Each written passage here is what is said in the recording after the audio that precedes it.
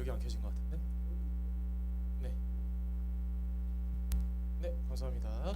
우리 다 함께 설교 제목 읽도록 하겠습니다. 시작.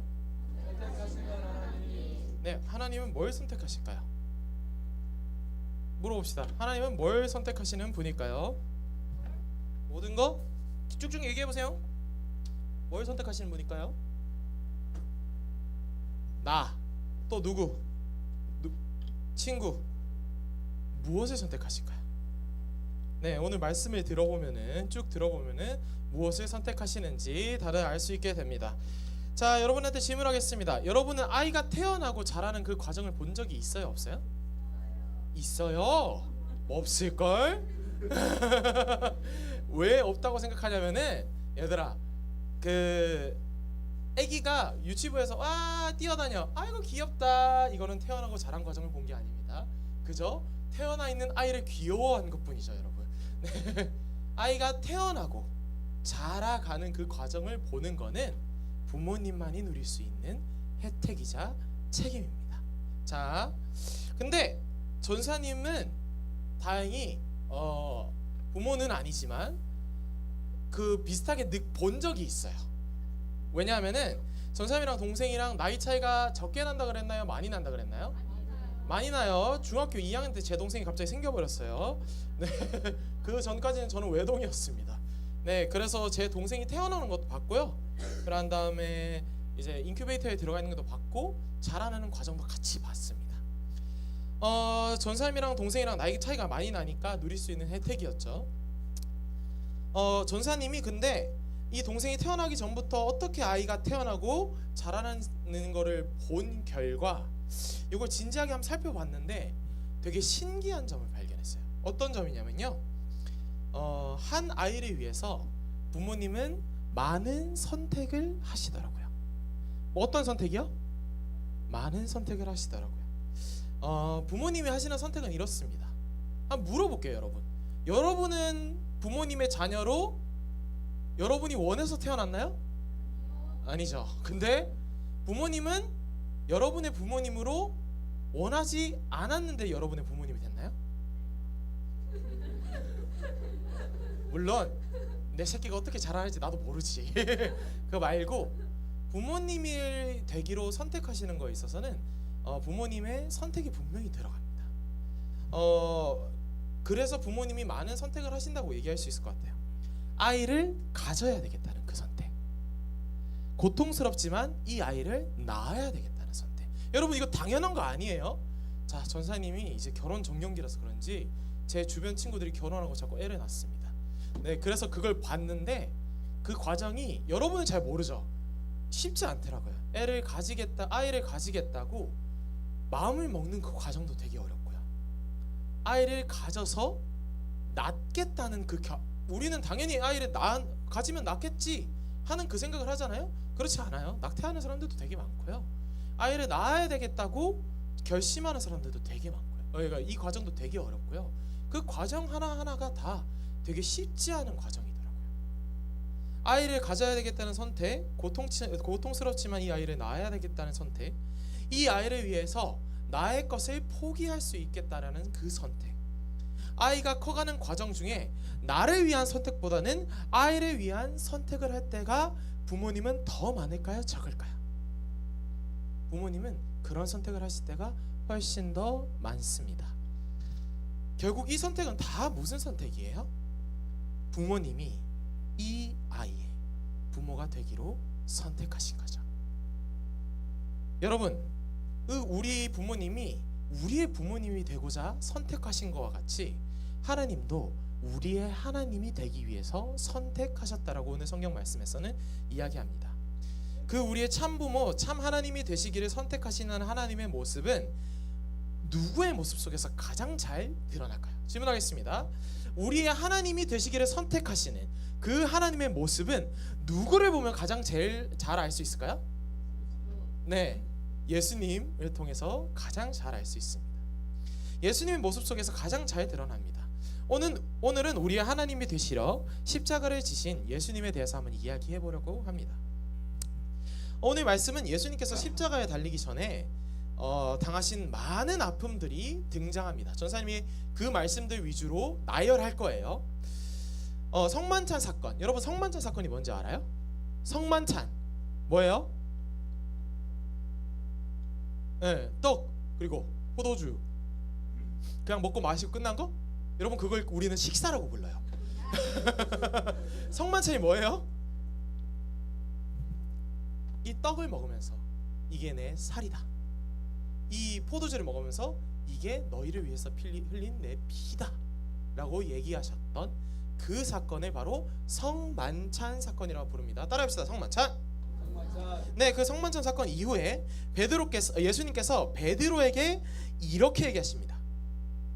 예수님께서 무언가를 느끼셨나 봐요. 왜냐하면은 예수님은 참 인간이기도 하시지만 참 하나님이시기도 하시기 때문에 무언가를 느끼셨나 봐요. 이제는 내가 죽을 때가 되었구나. 얘들아, 여기에 모인 너희 제자들아, 너희 제자들은 모두 나를 버릴 것이다. 예수님께서 뭐라고 얘기하셨어요? 모두 나를 버릴 것이다 라고 얘기하십니다. 하지만 베드로는 그에 대해서 호언장담을 하면서 이렇게 얘기했습니다. 아니요 예수님, 다른 제자들은 다 예수님을 혹여나 버리게 되는 상황이 올지라도 저는 무슨 일이 있어도 예수님을 버리지 않겠습니다 라고 얘기합니다. 하지만 예수님께서는 아셨죠. 베드로가 자신을 모른 척 할 거를 아셨을까요? 모르셨을까요? 아셨습니다. 예수님께서는 아셨죠. 그리고 며칠이 지나지 않아 예수님께서 그날도 말씀을 가르치시고 계시던 와중이었습니다.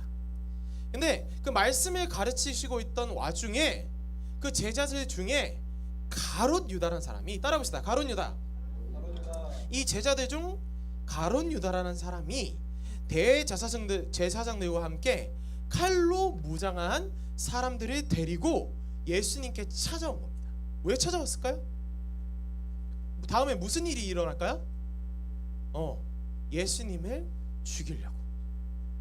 가롯 유다가 예수님을 미워하는 대제사장들에게 돈을 받고 예수님을 판 겁니다. 예수님을 배신한 겁니다. 자, 지금 무슨 일이 일어나고 있어요? 예수님께서 그 전날 밤에 너희가 나를 모두 버릴 거라고 얘기했어요. 근데 얼마 지나지 않아 실제로 어떤 일이 일어났어요? 가롯 유다라는 한 제자가 예수님을 배신한 사건이 일어났습니다.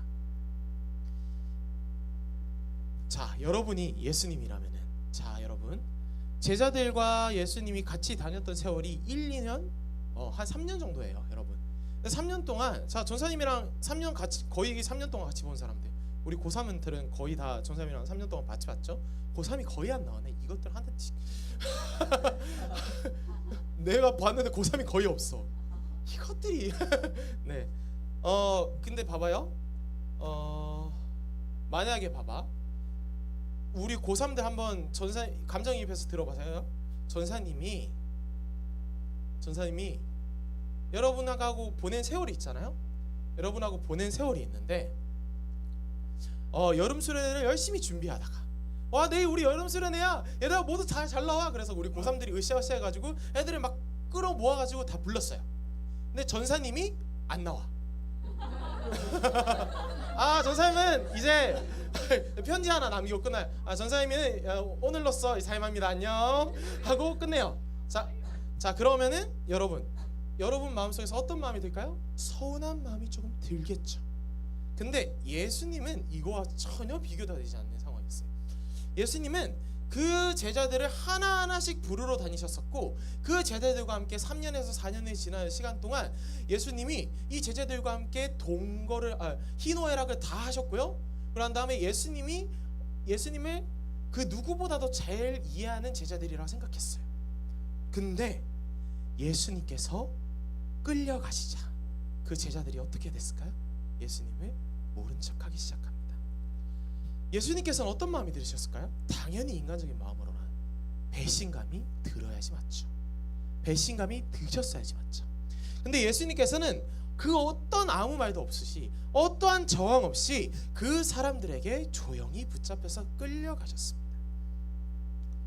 끌려갈 때 제자들은 예수님께서 말씀하셨던 것 같이 어떻게 했을까요? 예수님 곁에 남아 있었을까요? 아니면 도망갔을까요? 얘들아, 예수님 곁에 남아 있었을까, 도망갔을까? 예수님 곁에 남아 있었을까? 도망갔을까? 도망갔어요. 예수님이 말씀하셨던 것 같이 다들 도망갔습니다. 그리고 역시나 아까 호언장담하던 사람이 누구였죠? 베드로였죠. 그 베드로도 예수님을 모른 척 했을까요? 안 했을까요? 예수님을 모른 척 했습니다. 예, 베드로의 썰을 하나 들려주겠습니다. 베드로가 예수님 그 길로 도망갔어요. 도망가서 한 주막 같은 데 머물렀는데 한 여인이 베드로를 알아본 거예요. 저 사람 예수라고 얘기한 사람, 그 사람과 같이 가던 그 제자들 아니야? 제자 중에 한 사람 아니야? 그랬더니 베드로가 뭐라 그랬을까요? 난 아닌데요? 나 예수라는 사람 모릅니다. 아이, 맞잖아요. 나 예수라는 사람 모른다니까.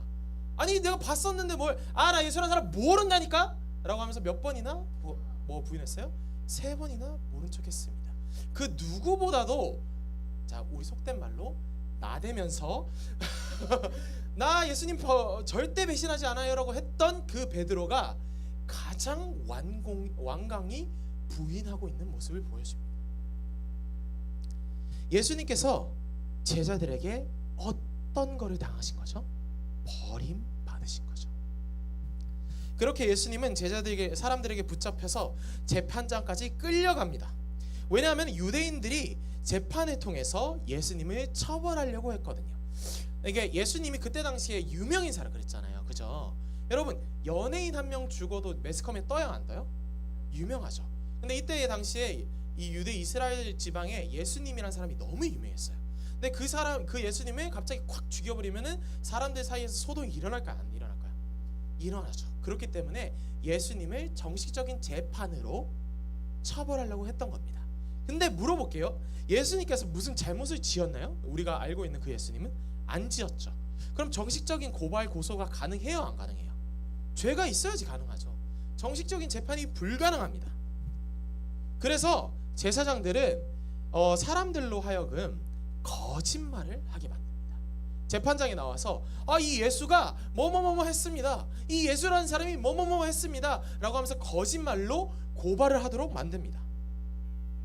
근데 이 사람들이 다 어떤 사람이었을까요? 여기서 거짓말을 하던 사람들이 다 어떻게 하던 사람들이었을까요? 예수님이 예루살렘 성전에 들어오시자 종려나무로 가지를 들고 얼마 전까지만 해도 예수님을 엄청나게 환영했던 사람들 중에 그 사람들이었습니다.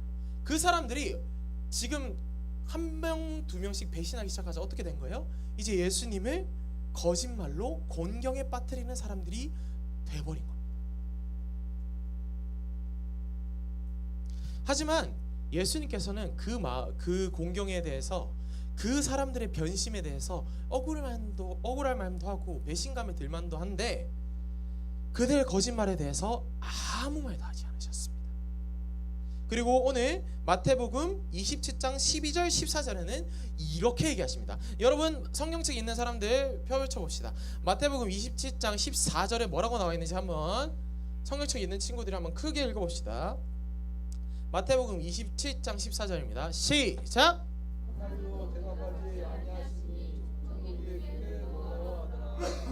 뭐래요? 예수님께서 한마디도 한마디도 하지 않으셨다 그럽니다. 단 한 가지 거짓된 그 고발에 대답하지 않으시니 총독은 매우 이상히 여겼더라 라고 얘기합니다. 예수님께서 뭐 하고 계신 거예요? 침묵하고 계신 겁니다. 그들의 배신과 거짓에 대해서 예수님은 어떻게 응답하셨어요? 그들을 때렸나요? 그들의 천사들을 불러가지고 얘들을 다 쓸어버렸나요? 예수님께서 자신을 변호했나요? 아니요. 예수님께서는 그들의 거짓된 고발과 배신에 대해서 침묵으로 응답하셨습니다. 따라해봅시다. 침묵. 얘들아 입을 벌려야 돼. 그래야지 잠이 덜 와요. 따라해봅시다. 침묵. 예수님은 십자가에 달리기 전 우리가 금방 살펴본 것 같이 다양한 종류의 아픔을 당했습니다. 아끼던 제자들 중에 한 명의 배신을 겪었어야 했고요. 제자들에게 버림받으심을 경험했어야 했고요. 많은 사람들의 손가락짐과 미움을 감당하셨어야 했습니다. 근데 그 모든 종류의 아픔들의 예수님의 대답은 뭐였을까요? 침묵이었습니다. 여러분 여기서 우리는 질문할 수 있어야 됩니다. 왜 전능하신 하나님이 그 모든 종류의 아픔과 고난과 배신과 소외에 침묵하실 수밖에 없으셨을까? 하나님은 전능하시다면서요. 하나님께서 전능하시지 않기 때문에 하나님은 침묵하실 수밖에 없으셨을까요? 아닙니다. 그 이유는 그 침묵이 바로 우리를 위한 선택이었기 때문입니다. 따라봅시다. 침묵은 우리를 위한 선택이었다. 예수님은 자신의 아픔에 침묵으로 감당하시며 자기를 위한 선택 대신에 우리를 선택하셨습니다. 여러분, 예수님도 똑같지 않으셨을까요? 오늘 말씀에서 그렇게 나와 있습니다. 예수님께서 자기가 십자가에 못 박혀야 될 날이 얼마 남지 않았던 걸 느끼셨어요. 그래서 아끼던 제자들을 몇 명을 데리고 기도하러 올라가셨어요. 그리고 제자들에게 어떻게 얘기하는 줄 아세요? 내가 근심하여 죽게 생겼나니 내가 지금 걱정돼서 죽겠으니까 너희도 나를 위해서 기도해라. 지금 예수님의 모습이 어때요? 예수님의 모습이 어때요? 의젓하고 덤덤하고 아무렇지도 않은 그런 전능하신 우리가 생각하는 그 신의 모습입니까? 아니요. 철저하게 근심당하셨고, 철저하게 아프셨고, 철저하게 두려우셨고, 참 인간의 모습으로 두려워하시고 아파하셨습니다. 여러분, 예수님도 우리와 똑같이 그 아픔을 감당하시고 싶으지 않으셨습니다. 그래서 예수님께서 하나님께 이렇게 간절히 기도합니다. 땀방울이 피방울이 될 때까지 이렇게 기도합니다. 주님, 이 잔을 제게서 멀어지게 하시옵소서. 제가 이 잔을 감당하기가 너무 힘듭니다. 하지만 하나님의 뜻대로 하게 해주시옵소서 라고 합니다. 예수님의 모습이 어때요? 이 아픔을 감당하지 않으시고 싶으셨어요. 우리와 똑같이 그 아픔을 피하고 싶으셨습니다. 왜냐하면 그 예수님께서도 제자들의 그 배신이 너무나도 아프고, 예수님께서도 상실감을 느끼시며, 예수님께서도 버림받음, 즉 유기견할 때 그 유기의 고통을 느끼시는 분이셨기 때문입니다. 하지만 예수님께서는 결국 어떤 선택을 하셨어요? 예수께서는 그 모든 고통에 침묵하시는 선택을 하셨습니다. 그 모든 고통에 침묵하시며 우리의 하나님이 되시기를 선택하셨습니다. 자신을 희생하시는 선택을 하셔서 우리의 하나님이 되시기를 선택하시는 하나님, 그분이 바로 우리가 믿는 예수 그리스도입니다. 여러분, 우리의 삶도 유기당하는 것 같은 아픔을 종종 느끼게 되는 순간이 찾아옵니다. 내 노력에 배신당하고요, 내가 믿고 사랑하던 사람에게 배신당하고요, 내가 믿고 자랑하던 자랑거리가 나에게 배신합니다. 그게 좋은 대학 학벌인가요? 그게 여러분을 배신할 겁니다. 여러분이 공부를 잘하나요? 그게 어느 순간 여러분을 배신할 때가 있을 겁니다.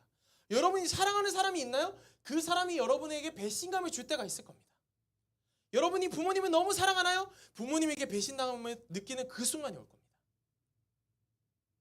내가 자랑하던 것들, 내가 사랑하는 것들에게 배신당하는 그 경험을 여러분도 느끼면서 살아갑니다.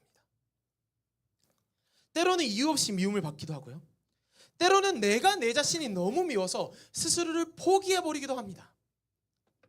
여러분, 우리도 이렇게 유기견 할 때 그 유기의 버림받음에 배신당함에 고통을 맛보고 이 세상에서 살아갑니다.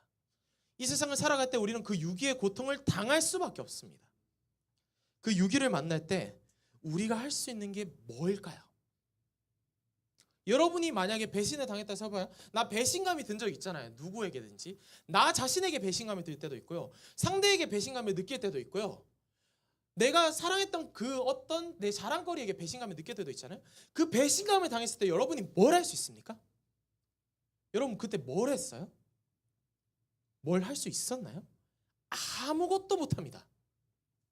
왜냐? 이거는 내가 선택해서 당한 게 아니거든요. 나에게 이따금씩 찾아오는 사고 같은 거거든요. 그런 유기라는 사건, 이런 배신이라는 사건, 버림받은 사건, 이 일어날 때 우리가 할 수 있는 것은 아무것도 없습니다. 즉 아무것도 할 수 없이 우리는 침묵할 수밖에 없습니다. 이렇게 우리가 사는 세상은 낭만적이기만 하는 세상은 아닙니다. 그래서 우리는 이 상실의 아픔, 배신의 아픔, 두려움, 그 트라우마에 좌절하게 만듭니다. 됩니다. 세상은, 우리가 살아가는 세상은 낭만적이고 꽃길만 펼쳐진 그 세상이라기보다는 살아가다 보면 세상은 우리를 강제로 침묵할 수밖에 없는 그런 사건들을 종종 우리에게 선사해주는 그런 세상입니다. 때론 누군가가 배신하고요, 때론 내가 자랑하는 것들이 나를 배신하고요, 내가 내 스스로를 배신하는 것 같은 그 감정을 느끼게 만드는 세상이란 겁니다. 그래서 우리 종종 그런 기분 느끼지 않나요? 특히 우리가 공부하면서, 우리가 지금 고등학생의 생활을 느끼면서 이런 감정 느끼지 않나요? 종종 주변에 나를 이해해주는 사람은 아무도 없는 것 같습니다. 내 편은 아무도 없고 혼자 있는 것만 같은 그 소외의 감정을 느끼게 되는 이유가 바로 이것 때문에 그럽니다. 우리가 살아가는 세상은 이렇기 때문입니다. 이런 속성이 있기 때문입니다. 하지만 여러분, 하나님도 나를 버리신 것 같은 그 순간에, 그 철저히 버린 것만 같이 느끼게 되는, 여러분이 그렇게 느끼게 되는 그 순간에 이 사실을 기억하십시오.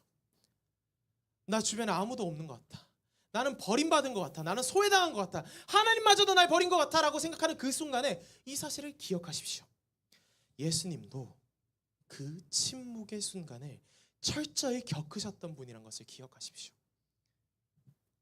그리고 그 순간을 겪으신 예수님께서는 우리의 하나님이 되시러 그 순간을 스스로 선택하셨다는 사실을 기억하세요. 그럼 이게 우리에게 큰 위로로 다가옵니다. 어떤 위로로 다가오냐고요?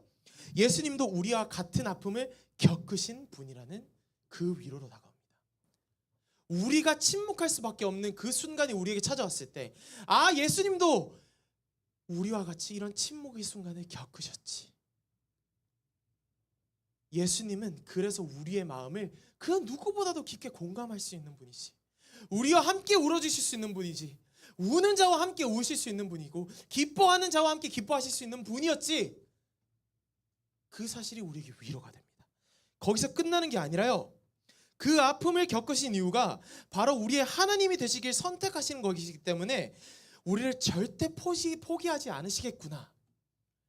우리의 마음을 가장 잘 아시는 분이, 우리보다 훨씬 더 잘 아시는 분이, 우리가 그 고통당하는 그 감정을 느낄 때 우리의 고통을, 그 감정을 우리보다도 잘 공감하시는 그분이 우리를 절대 포기하시지 않으시는 그분이시구나 라는 그 얘기가 우리에게 위로로 다가옵니다.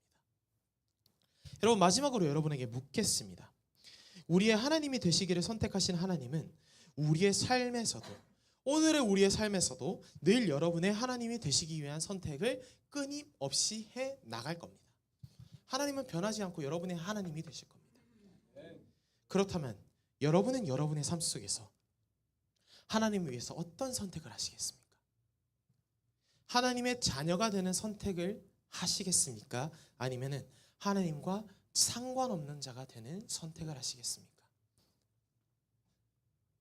전사님은 여러분이 하나님의 자녀가 되는 선택을 하는 자가 되기를 바랍니다. 그 자녀가 되는 자가 되는 선택을 한다는 것은 하나님이 여전히 오늘도 그리고 앞으로도 영원토록 여전히 우리의 하나님이 되는 선택을 포기하지 않으시는 분이란 것을 받아들이게 되는 순간 우리는 하나님의 자녀가 되는 그 선택을 한다는 사실을 기억하시길 바랍니다. 네, 기도하겠습니다. 하나님 감사합니다.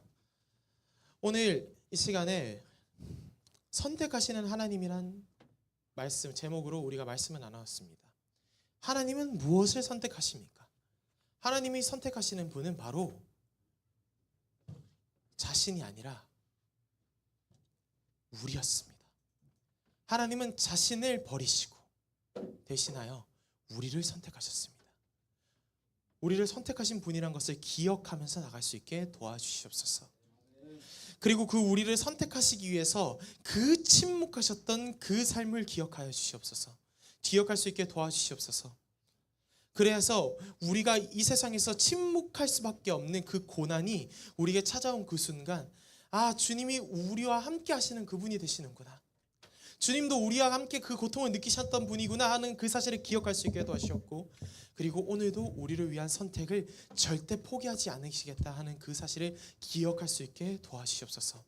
그래서 우리의 고난의 그 삶을 우리 혼자 걸어가는 것이 아니라 우리와 함께 하시는 그 예수님과 함께 걸어갈 수 있게 도와주시옵소서. 감사드리며 예수님의 이름으로 기도드립니다. 아멘. 우리 자리에서 일어나겠습니다.